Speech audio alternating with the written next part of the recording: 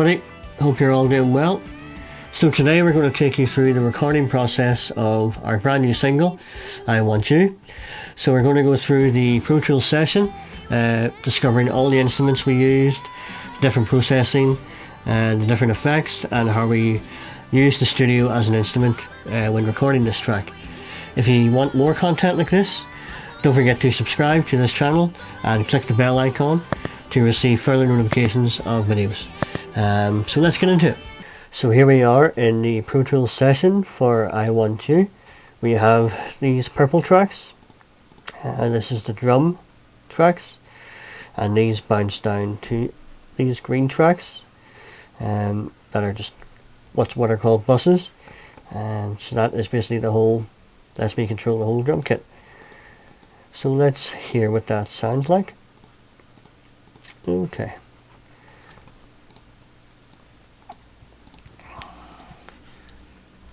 Okay, so let's go to the chorus.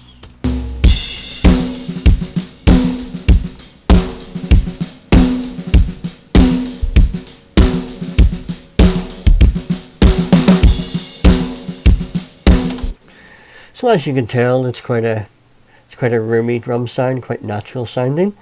Yeah, so those drums were recorded in Nashville by Chris Brush. Quite an awesome drum sound. Next to the drums you will see the bass guitar. This was played by myself. As a guitar player, I play bass like a guitar player, so if you're a bass player, I apologise in advance.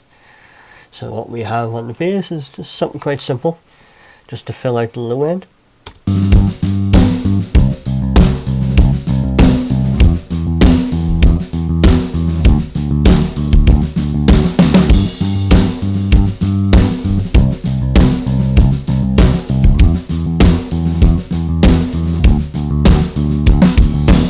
You know, your standard sort of just keep it in time with the kick drum side of bass line. We have 3 tracks of bass. We've recorded a DI, which is basically just the bass guitar direct into the recording unit. Next we recorded a bass amp, and then we have a bass dirt track.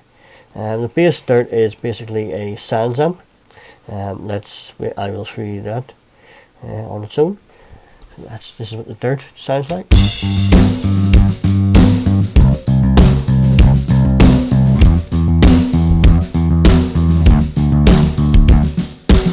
So as you can tell, it sounds like the bass has a distortion pedal.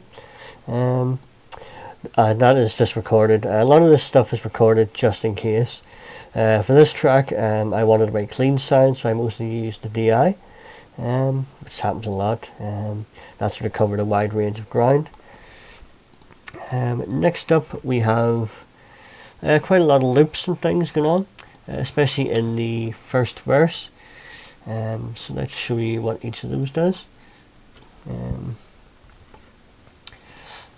First off, we have a reverbed snare, which we didn't actually use in the mix, but that's just part of our exploration process. So this is what it sounds like.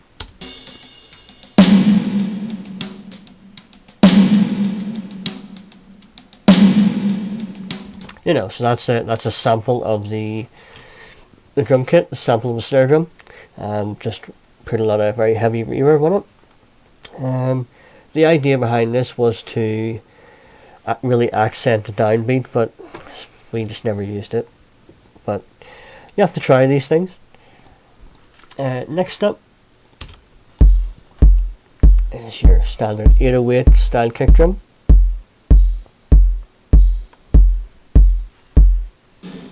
That's just to fill in the low end. That's like just a kick drum, but a really low kick drum. Because what we're doing here is we've developed a lot of drum loops that we have made and programmed. What they will do is they will play alongside the real drums, the live drums. So it will create like a play between the two and create more rhythm and a sense of pace around the track. So next up we have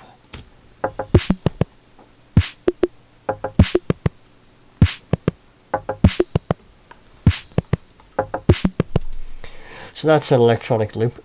Basically, that is it's a lot of effects going on a sort of an old 80s drum machine that we have. So it's basically the hi-hat and the snare drum really processed, flags and stuff like that, all that sort of jazz. Next up we have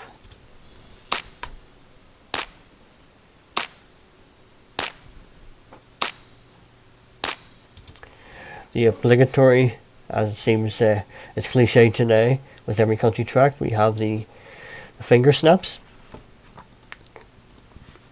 And to go along with that we have that is the finger snaps. The track before is the hand claps. So that's just to emphasize the downbeat, of what the snare will be doing. So let's play all those together.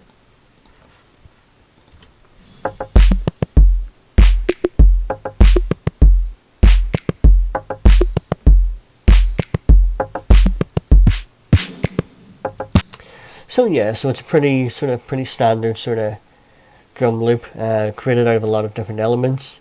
Yeah, but the real magic happens once you put that along with the real drums, so the loop was recorded first, and then that was sent to the drummer, who then played along with the loop. So this is what that will sound like. It sort of provides like a rhythm counterbalance. Let's show you what that sounds like.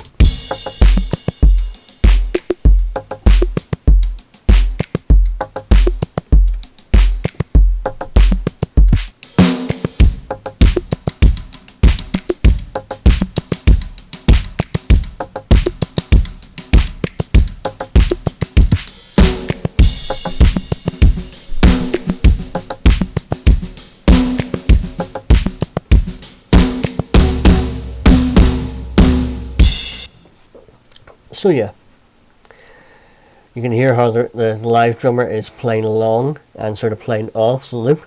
It sort of gives the track a sense of momentum. If you take the loop out, all of a sudden the track becomes quite plawed. It's quite straight ahead. But the minute you put in the loop, and the minute you put the loop in, so the minute you put the loop in, the track has this rolling sort of feel, which is exactly what we wanted. So next up we have the sonic exploration side. So the first thing we have is actually it's a gunshot. It's a sample of a gun that with heavy reverb. So let's turn the drums off so you can really hear that.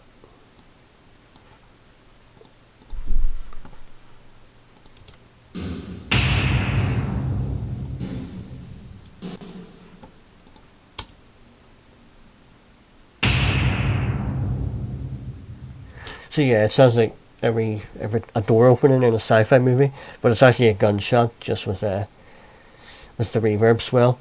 And the point of this is to make the chorus kick in. So it is just on the downbeat of the chorus. So let's sort of show you what that sounds like. So we have.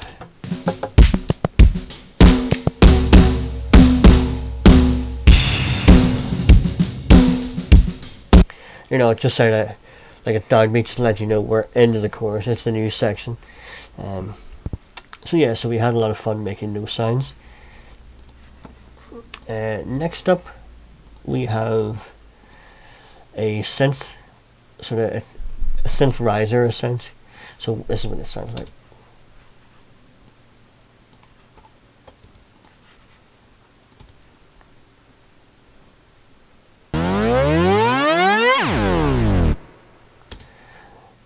So that is a chord on a synth played in reverse. So let's put the gunshot in with that, and you'll see what that does.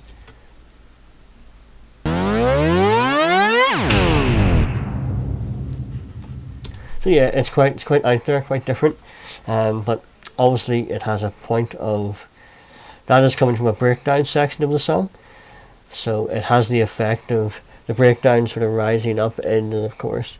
So let's show you what that sort of feels like. So we have the drop down.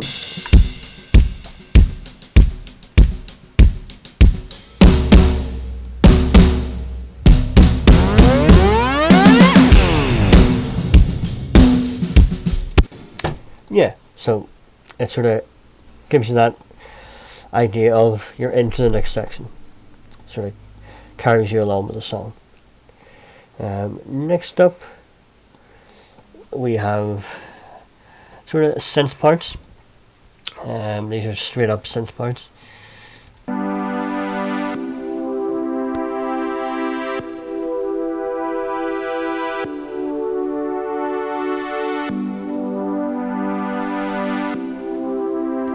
Yeah, so that's basically just a synth pad, just to provide that sort of bedrock on which everything else sort of lands upon. So let's show you how that sounds within the track. So let's play from the chorus section.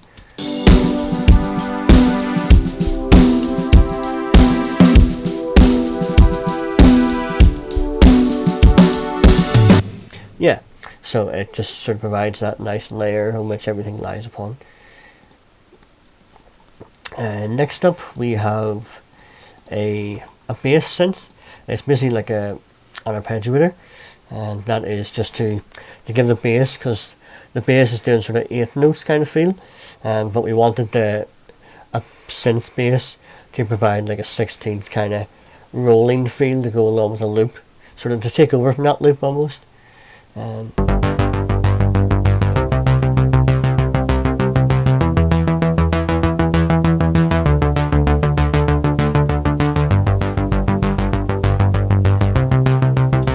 So yeah, it's almost Stranger Things-esque, but yeah, it's quite an 80s kind of synth wave sort of bass sound. So let's show you that with the drums.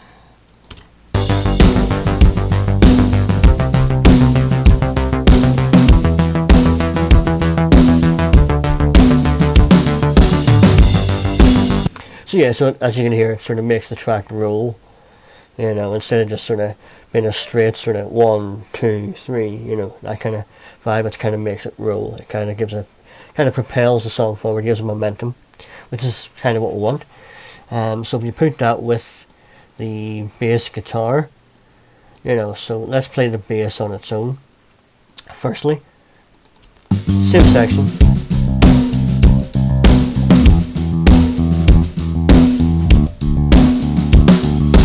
You know, it's quite straight ahead, emphasizing the downbeat and the kick each time.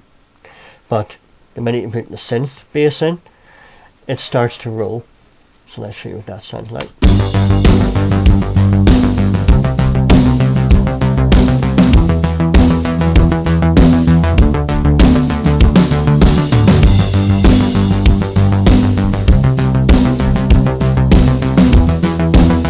So yes, so that's, as you can sort of tell, the key aspect of this track is to provide that rolling feel, so as the track doesn't feel slow. Even though it is quite a slow tempo, it's 98 beats per minute, so you want to do everything you can to give that static momentum. So next up, we have the acoustic guitars. There is 2 of them, so let's play that same section.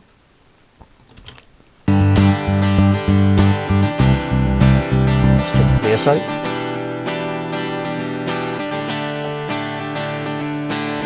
That is a 6-string acoustic guitar, tuned to regular tuning. Next up we have this acoustic guitar.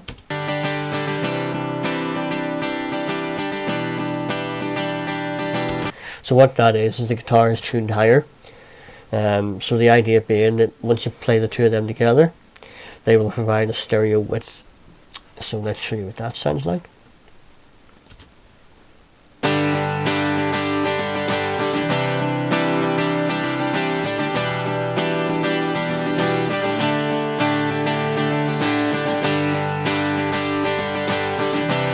So you can see how the 2 of them are playing off each other. It just sort of gives that nice kind of rhythm feel, especially when you put in the drums. You know, it's kind of playing off the drums. Once again, our strategy was we would give the drummer the demo of the track, which included the demo guitar, demo vocal, and just general sort of writing demo. And then the drummer played his part with that, And then what we did is we then retracked everything to go along with the drums, so as it had a sense of flow and movement. So let's show you that part with the drums.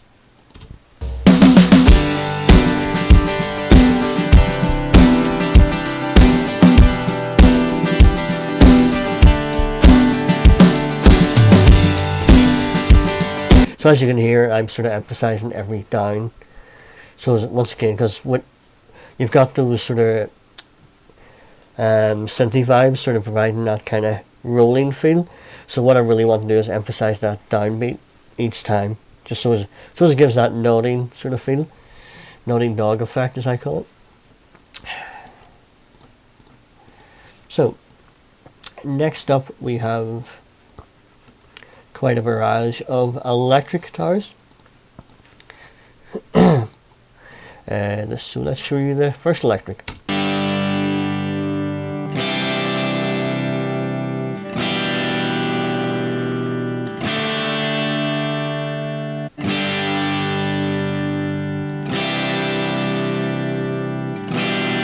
So basically that is a diamond stab type guitar, as I call them.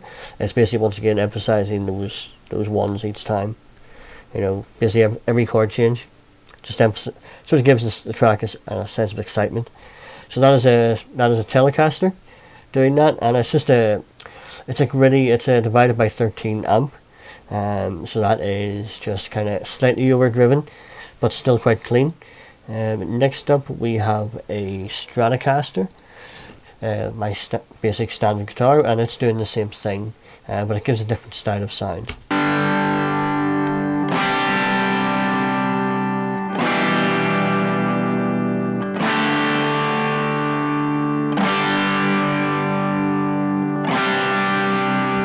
You know, so it's more biting on the top end. So when you put two of them together, they once again, because they're different tones, they will give that width and the movement, because the timings are ever so slightly different. So let's show you what that sounds like.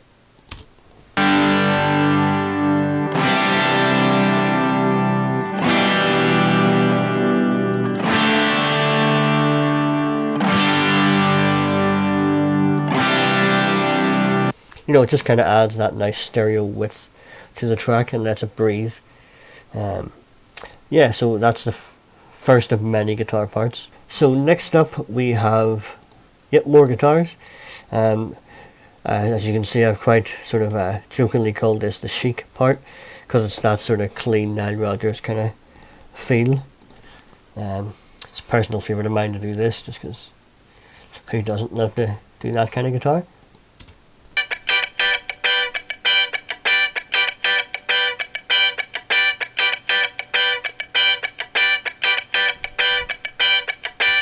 So it's quite an almost Caribbean kind of feel to it. It's a Stratocaster, which just played on the bridge pickup, really.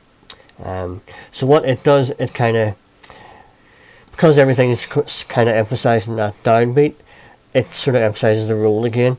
It sort of provides that sort of, you know, almost that kind of feel, where it's starting to play with each other. The sort of timings kind of leaning and sort of playing off each other. So let's show you what that sounds like.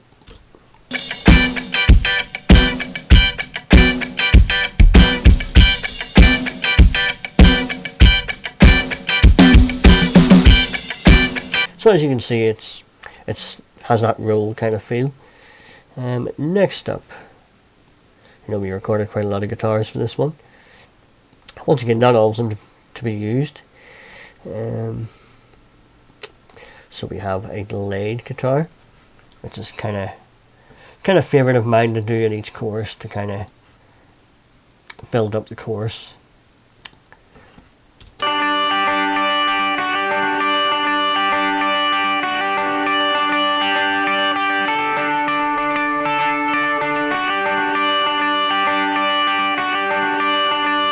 So it's basically almost like a U2 kind of thing.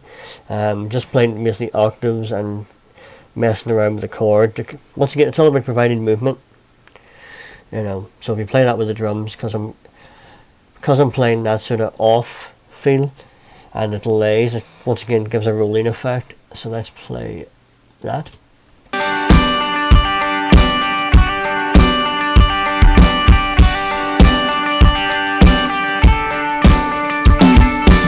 and what you put in the, let's call it the Nile Rodgers part, it just emphasises the movement. So let's show you what that sounds like.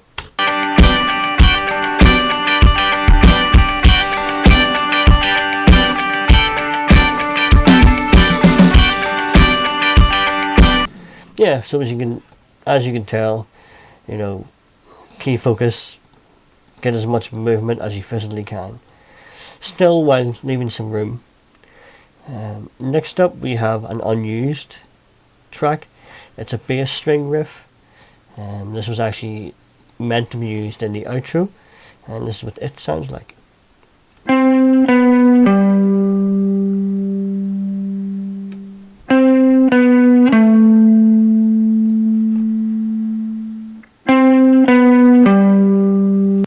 So yeah, it was like just like a riff, but we ended up not using it. It's one of those things, you record all these things and you end up not using any of it. Next up we have a slide guitar part. So it's just a Stratocaster played with a slide, a glass slide, and it sort of pans between the speakers. So it does this.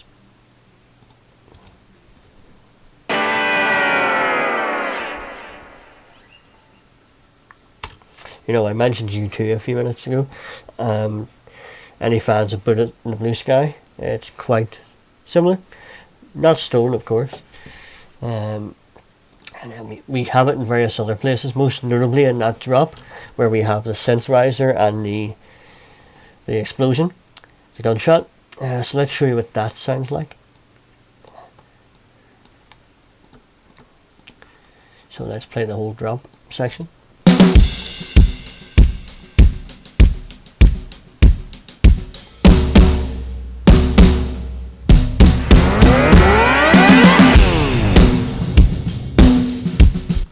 You know, it's quite effective in giving you the effect of you're moving up.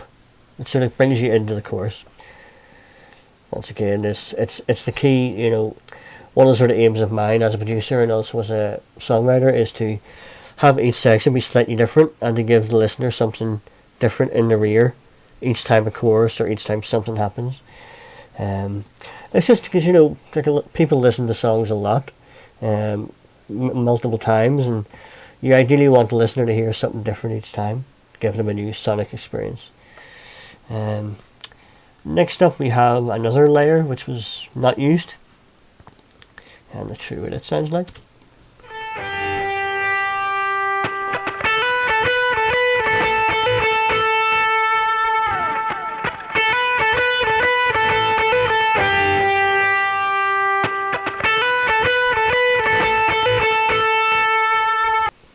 So it is a counter melody to the vocal melody. It was a good idea at the time, and it does work.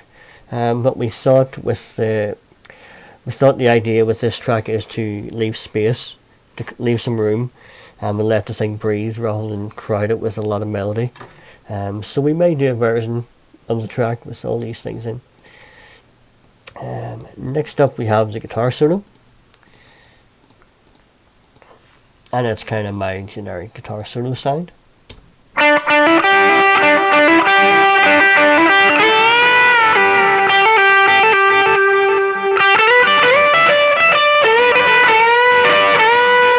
Yeah, it's a standard guitar solo sound. It is a Fender Twin with a Stratocaster, and I am using a Thomas overdrive, or Timnus, we're going to call it. It's basically a clone of the Klong, just to give it some grit. Next up we have the kind of star of the track, is the banjo. A lot of people think this is the guitar, but no, it's banjo.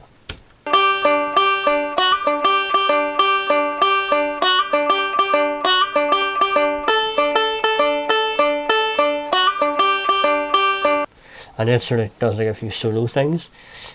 First of all,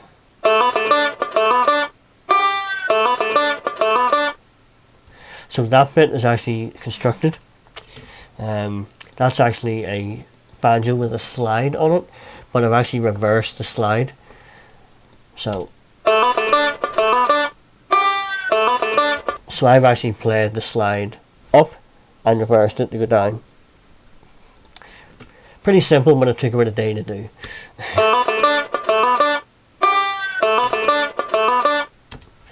And then there's another solo part which kind of goes.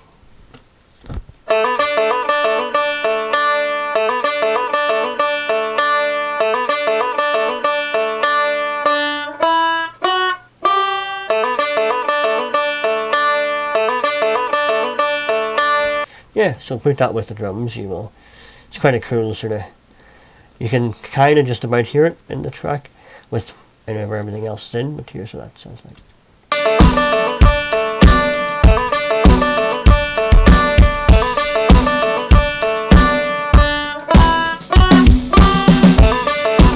Getting some acoustic.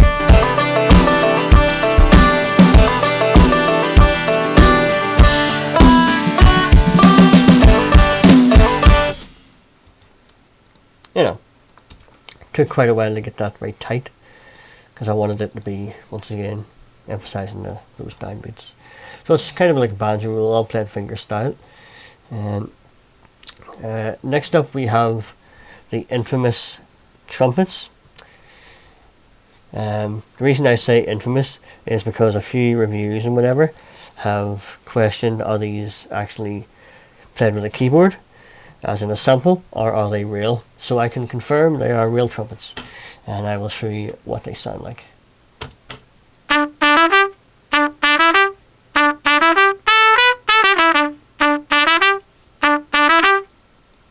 So yeah, it's a real trumpet, and it's played by Nathan Simpson, who is a session player, really good session player. So yeah, it's just kind of giving a bit of EQ, a bit of reverb.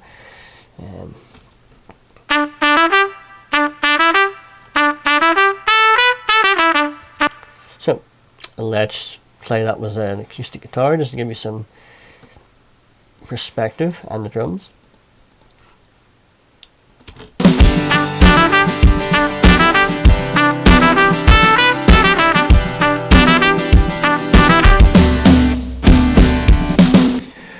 So that's how we started writing the song. That is the section that we had. So upon that whole thing, upon that 4 bars, we built the whole song around, because we thought the riff was so strong that it needed a song. So that's how we built this song. So next up we are into vocals, and Chantel delivered a great vocal performance, if I say so myself. Without the two thing. So here we have the raw vocal, which she'll probably kill me for showing you. So let's show you the verse. Shotgun in your brand new car. I want a first class seat on the flight to your heart. I want to hold your hand down lover's lane. I want to kiss your lips, but do you want the same? Yeah, so very close. A lot of proximity effect, which is exactly the idea. So that's basically the mic right up. So we really compressed it to get a lot of breath sounds, so it makes it appear as if it's just right in front of your ear. So first thing which you heard there is we added some delay throws, once again to give that rolling feel. So this is what it sounds like. Shotgun in your brand new car. I want a first class seat on the flight to your heart. I want to hold your hand down lover's lane. I want to kiss your lips, but do you want the same? Yeah, so then we added a reverb and a delay to the vocals. Gun in your brand new car. I want a first class seat on the flight to your heart. I want to hold. Yeah, we also added a few more vocal parts. First one being a double track, which is basically just the chorus double tracked. Oh, you. Do you want me to? I've been thinking about all the bad things, baby, we can do. Yeah, so it's just to strengthen the chorus each time and make it appear bigger. We have an echo vocal part, which is, it just repeats the word. So she says the word and then it repeats. So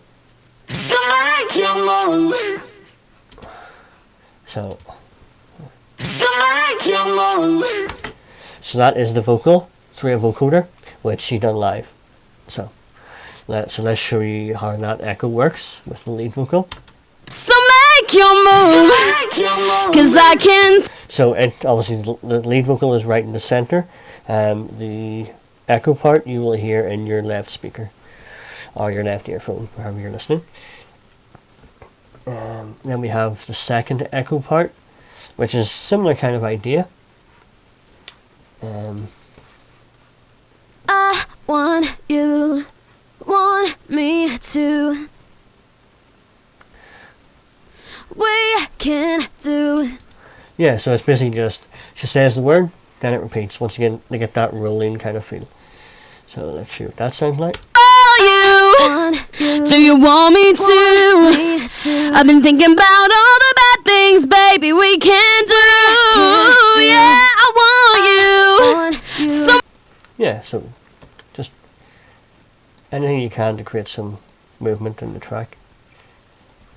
Next up we have some backing vocals and kind of a choir feel.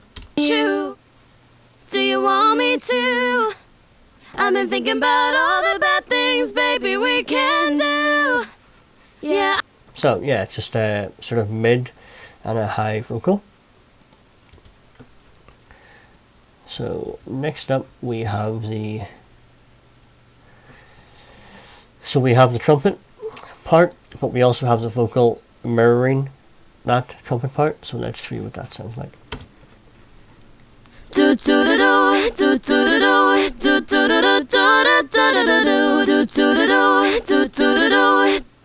Yeah, so that's just to strengthen the trumpet and really sort of ram it home, so to speak. Let's see what it sounds like with the trumpet.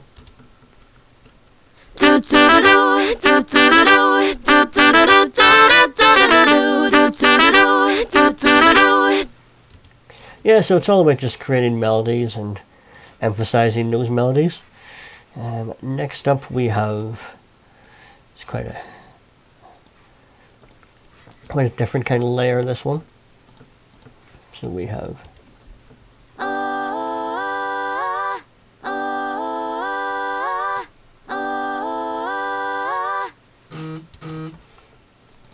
so it is basically just a 3-part harmony, going along with the, shall I show you with the guitar part and the drums. It once again just provide movement, a lot of melodies coming in and out of your ears.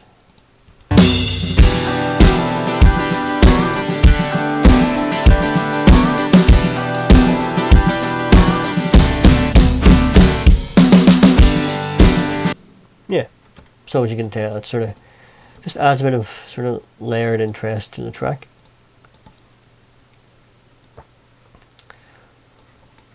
And then we're on to further sort of backing vocals, and they're just generic sort of oohs, sort of to elongate certain phrases.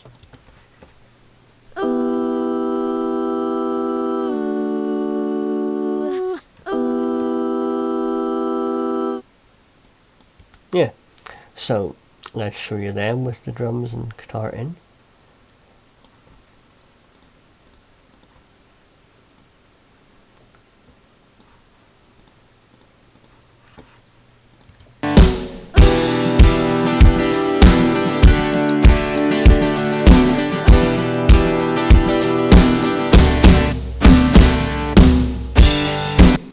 Yeah, so it's just to give some sort of, sort of spread. It's kind of like the synth. So yeah, it's kind of large amount of tracks going on that you may not have heard in the track. We didn't actually use this.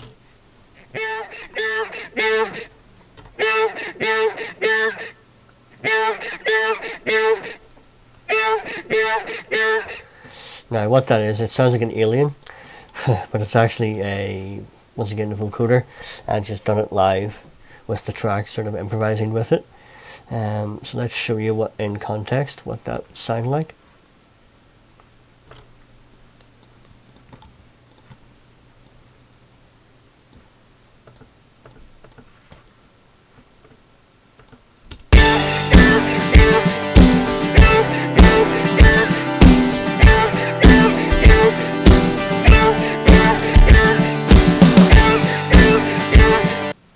you know, it's quite different. But we thought it got in the way of the banjo part. So yeah, so as you can see, a lot of the process of making these records are, you record a lot of stuff. Some of it you will use, some of it you won't. But the idea is you just have to go wherever the song takes you. Okay, this is the lead vocal out.